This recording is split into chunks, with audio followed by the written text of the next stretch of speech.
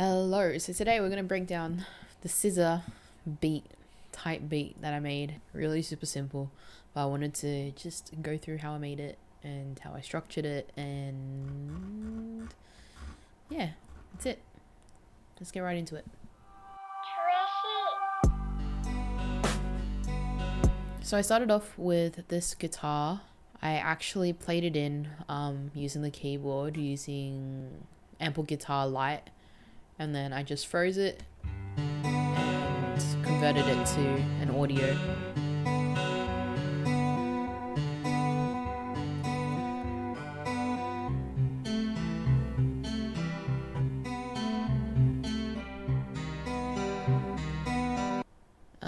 Yeah, I convert it to audio because it's much nicer for me to play around with audio files rather than MIDI files. That's the basis of this entire song.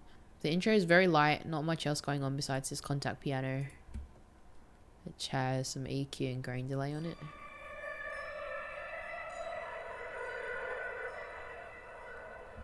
I just love processing really simple samples because it just makes it unique.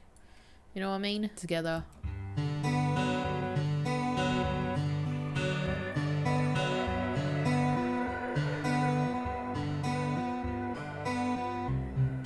Just add some really nice texture on top of the guitar loop.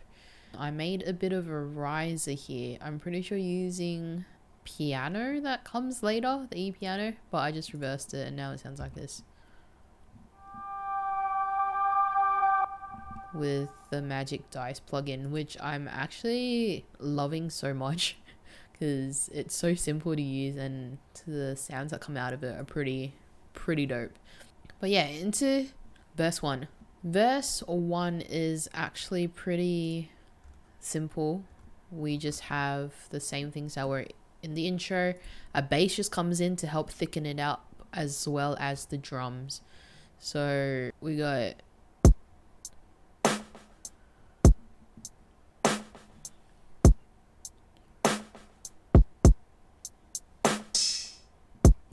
how simple is that? We got a bunch of hi-hats, which is just like 4 and 4. Some kicks and a very simple snare. And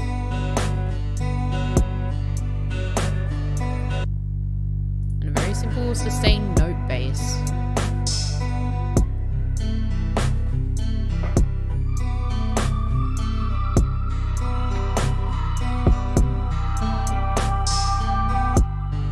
I felt like because SZA's tracks are very vocal driven and you need a lot of space for vocals, the storytelling is one of the main features of SZA type songs, or even R&B songs in general. So there doesn't really have to be much going on in the production. Maybe like little ear candy pieces in the pauses between vocals, but everything else just has to be really simple and solid, in my opinion.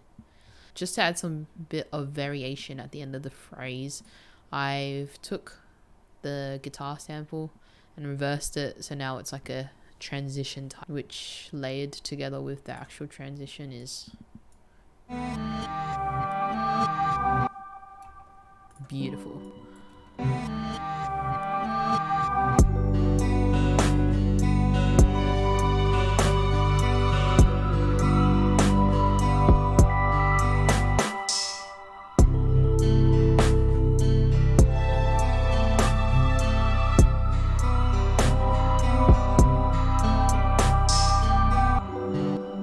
Alright, so that was the chorus, the first chorus.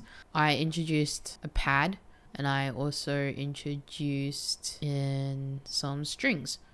The drums, completely the same. So I introduced those two elements in order to help thicken up the chorus because, you know, that's meant to be your most fat part of a track. But I'm using just BBC Symphony Orchestra to get this like tremolo sound.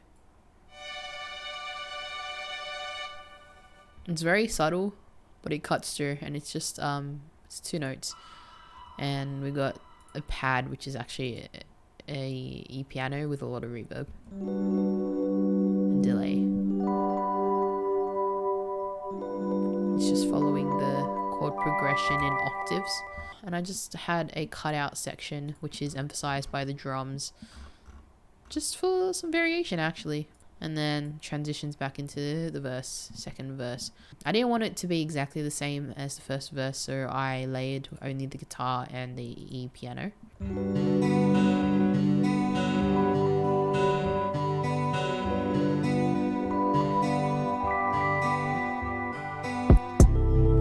And I brought back in the drums.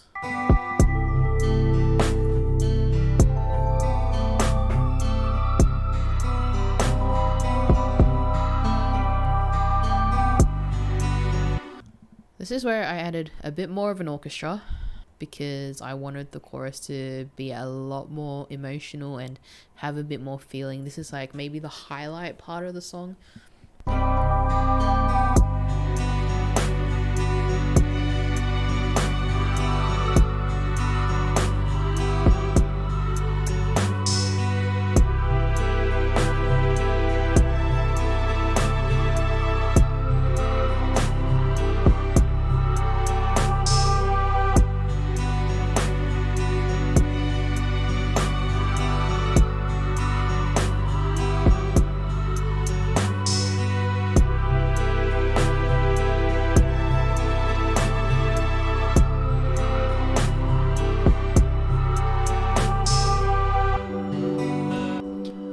Yeah, it's actually only 4 lines of orchestra.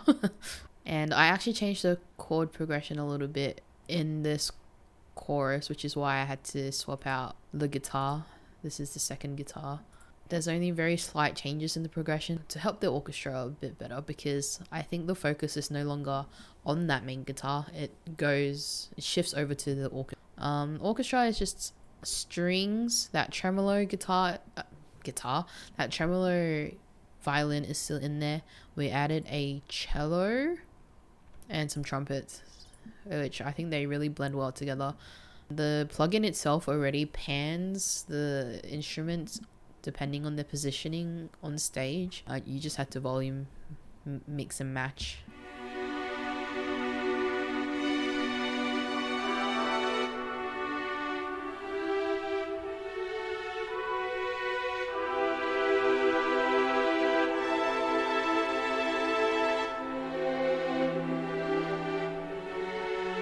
Yeah, for processing, I've EQ'd every single sound. Not much, but I did end up processing it through some RC20. There's not much on here as well, just a bit of distortion, some digital sounds, a little bit of reverb, a little bit of wobble, magnetism. It's just to help blend these orchestral sounds with the already processed guitar, because before I consolidated these clips, I'm pretty sure I also processed these through RC20 to help get that retro sound, because I didn't really want just a plain clean guitar. This one has a lot more grit to it. And of course we see the magic dice here again. I can't even show you. There's no parameters to show you what the preset is actually doing. You kind of just need to listen and have fun with it.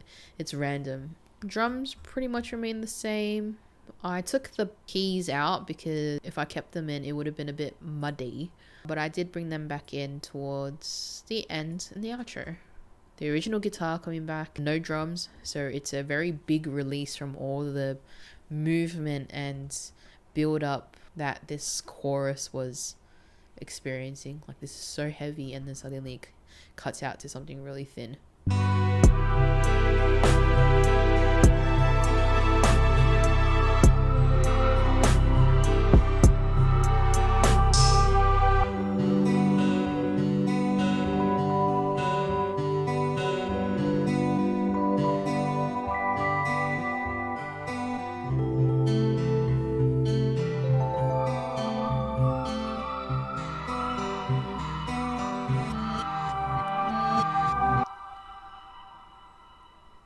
I think the highlight of this track was definitely the orchestra coming in. It definitely elevated it to another level, so it wasn't just static throughout the whole thing, and it was always dynamically changing and growing, and that's what I think made it a really good track. And it's quite easy, simple. There's not like thousands of layers here, but I am quite happy with how it turned out.